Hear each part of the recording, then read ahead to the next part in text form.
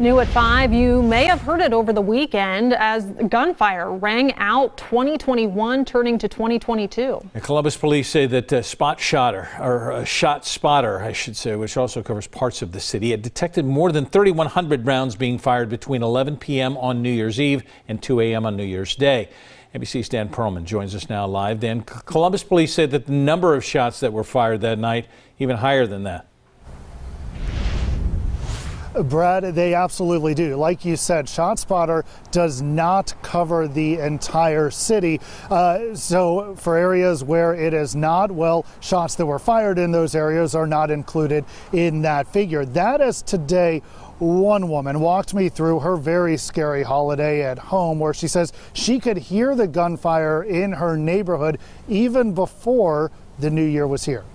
It hadn't even hit midnight and that was already out here, doing what they do. It was 11:45 Friday night. Latasha says she was walking up the stairs of her Kimberly Parkway home with her 6-year-old daughter when she saw the flash and heard the noise.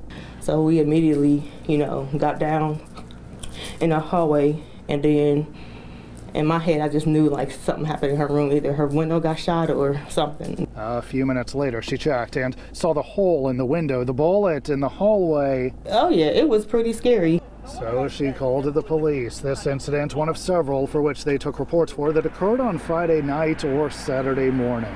We had, 9 houses get struck in the city. We had a couple vehicles being reported as getting struck by gunfire, and we actually had one individual get hit by gunfire while he was walking through a parking lot. That individual, police say, expected to survive, as Sergeant Joe Albert tells me. Celebratory gunfire is something police have discussed for years, but it's still a regular occurrence, one that we know is dangerous. It's just careless. It's careless.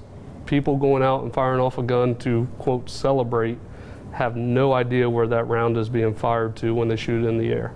They have no idea where that's coming down at and who that's going to affect.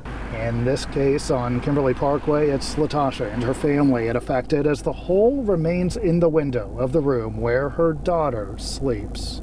My 6-year-old, she's pretty shaken up about, it happened to her window, so she won't go in the window, go in her room, period. So I'm just, gotta teach the kids, when you hear stuff like that, you gotta get down because bullets have no eyes and they would just hit you.